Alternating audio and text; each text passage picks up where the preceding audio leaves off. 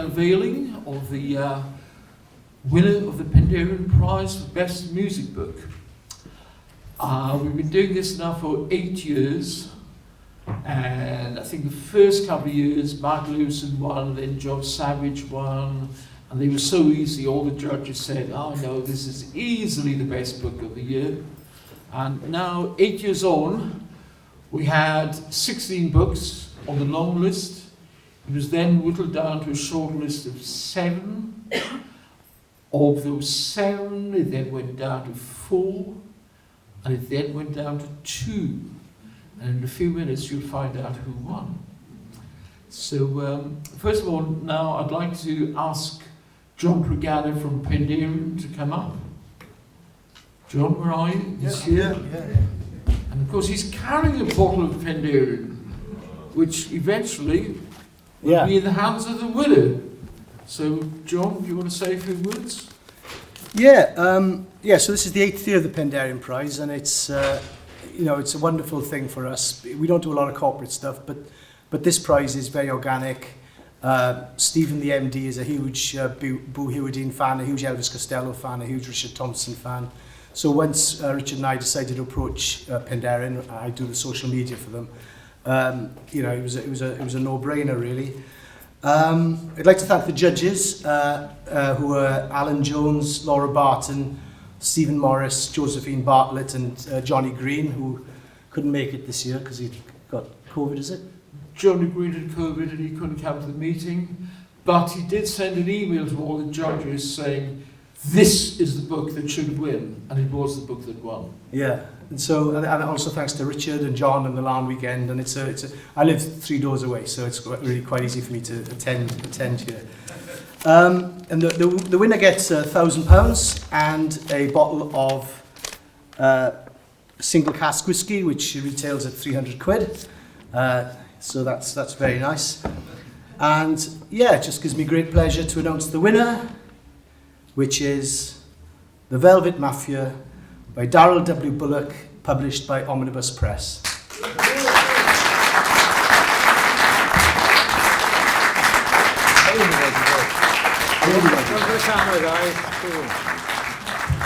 Darryl, how are you feeling?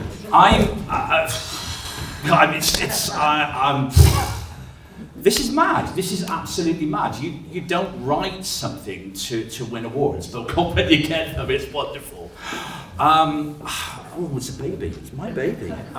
My husband wanted me to give this to my father-in-law. He's not giving it to mine. I shouldn't say that because he'll probably watch this on YouTube later. And oh my God, I'm genuinely shell-shocked and incredibly grateful. And can I have just 2 minutes to thank everybody? I mean, everybody, just everybody.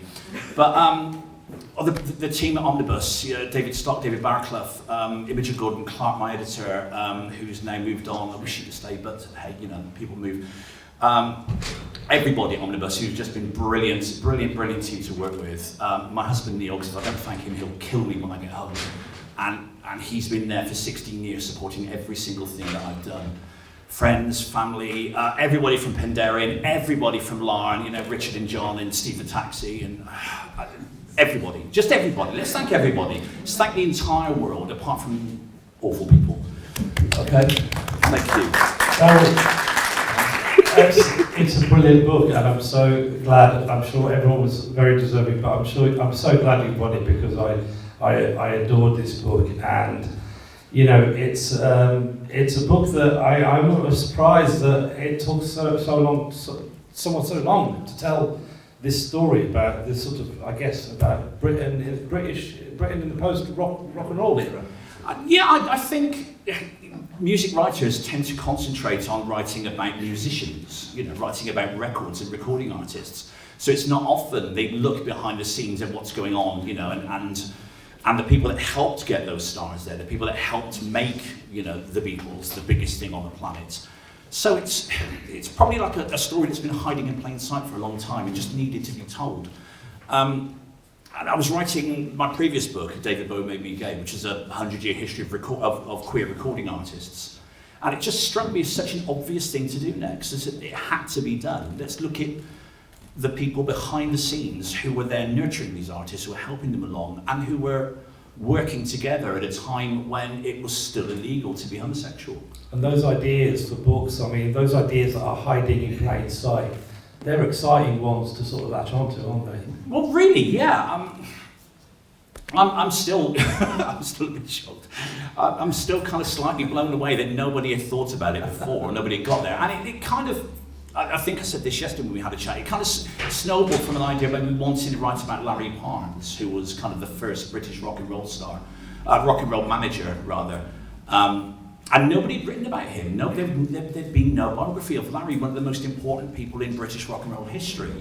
And it was while I was researching his life that I realised that there were so many other people, apart from the Brian Epstein of this world, which obviously I knew about, that was so important, and it just became a really obvious thing to do. Is this your first prize? This is my first prize. Can you not tell? But in all of you, in childhood included, I might have a swimming certificate for breaststroke, and I'd probably not because I'm a terrible swimmer. I certainly didn't win for the three-legged race or for running a marathon or anything like that because I was terrible at sport. I don't know. I've probably got a certificate for something for being good. I don't know, a gold star. This is my first prize. This is the only one that counts. Whatever I won before, nothing matters. Any plans for the prize money? He said the nosy journalist. Well, the rent's due, so the rent's due. So. You've got to do something nice as well, though. You can't just pay the rent with it. Hubby did suggest that we go off for a nice weekend somewhere, and it was suggested we go to Wales. We have a nice weekend in Wales, which seems really apt. So we've looked at houses to rent for a long weekend away. You came into writing quite late, didn't you? It wasn't the first thing you did. No, I left school and I spent 6 months working for Halfords, selling in-car entertainment, ICE as it was called, old car stereos. And then I went, while I was still 16, to work HMV. And I worked in records for about 14 years on and off. And by the time I was 30, I wanted to do something different. But the only thing I knew how to do was write. I was listening to Irving Welsh yesterday talk about, how he wanted to be a musician and he wasn't good enough. He wanted to be a singer and he wasn't good enough. And that's kind of my story as well. I played guitar, I played bass, I sang, I wrote songs, but they were, they weren't great. But the only thing I did outside of listen to music and sell music and go to gigs was write. So when I was 30 years old, I decided to get out of what I was doing and go back to college. And move out of town, go to a different town, go to college and study journalism. And then from the age of 31 onwards, and I'm 57 now, I've been a professional writer in some form or another, mostly journalism for local newspapers, local magazines, a few bits for The Guardian and other papers, but mostly kind of local stuff. But you get sort of like when you're sort of at a party or something, and people ask you what you do for a living, and you say I'm a writer. Often people will say, oh, that's something I've always fancied doing, or that seems like a nice life. What do you tend to, do you have a sort of reply ready? It is a nice life. It's a great life. I'm doing something that I absolutely love, and I'm in the incredibly privileged position to have been able to do something that I've loved for almost my entire life. Of course it's a great life. It's a fantastic life. It doesn't pay. You've really struggled financially for a long, long time. But who needs money? As long as you can feed the dog and you can keep a roof over your head, what else do you need? Yeah, you're doing something that you dreamt of. I mean, it's a thing. It's one of those vocations that people dream about, before they start doing it. You think, God, if I can somehow finagle a way, to sort of get by doing that, then that would be okay. Sure, absolutely. And as I bubbled earlier on, it's absolutely true. I couldn't have done this without the support of so many people, my family, my friends, who were good enough to say, yeah, do it, you can do it, and rather than kind of say, no, you've got to do a 9-to-5 job because you need to pay for this or you need to do that. It's the greatest thing to be able to do something that you love and to have the support of people who love you to do that. And I am blown away by the fact that I've now written 7 books. I mean, it's nuts when you think about it. It's nuts, because I have no education. I left school with 3 O-levels. I didn't go to university. I left school at 15, went straight into work. I didn't want to go to university. And it was only at the age of 30 I decided I needed to go back into education in some way and learn how to construct a sentence, you know. And it doesn't end there though, because this book has been optioned for screen. Yeah. Which is amazing. Brilliant. I mean, again, it's a complete... And you know, that because I think, you know, you're a reasonably modest man, so I'm just going to tell people, just in case you don't tell them, but, you know, you kind of write a book, and, you know, in the back of your mind is kicking sort of the thought that maybe someone will option this for screen. Didn't you have something like 10 production companies competing for it? We had 10 production companies or producers fighting for the rights for this book within a week of it coming out. It was ludicrous, and we sold the rights to a very major company who have a great track record in doing great television. And even afterwards, we're still being approached by people asking if the rights are available. Donovan Leitch, who's Donovan's son, Donovan, is a film producer now in the States, and he got in touch and asked if he could buy the rights. You know, and oh my God, you know, it's nuts. It's just nuts. I still mental. You're a consultant, aren't you, for this? Yeah. No, I have no idea what you sell me. Well, you can say who would you say when they cast Larry Parnes and Joe Meek, who have you got in mind? Oh, do you know, I have been asked this before. I actually had a Zoom meeting, because we were in lockdown, with the potential producers of the show. It's going to be a drama, incidentally. They're going to make like a Sunday night drama series out of it, hopefully.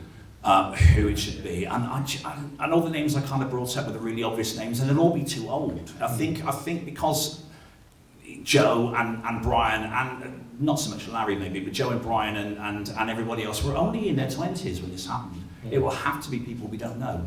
Yeah. You know, everybody you think of will, the Ben Wishells of this world and all those kind of people, they'll all be too old by the time this gets into production. So I don't know. I've got no idea. And you don't let the grass grow under your feet. You're already sort of. Haven't you finished your next book already? The next book is finished. It's done. It's out in June the 9th. Pride, Pop and Politics. Go buy it. That means you'll be eligible for next year's Penderyn Prize, which is I don't think we've had that before.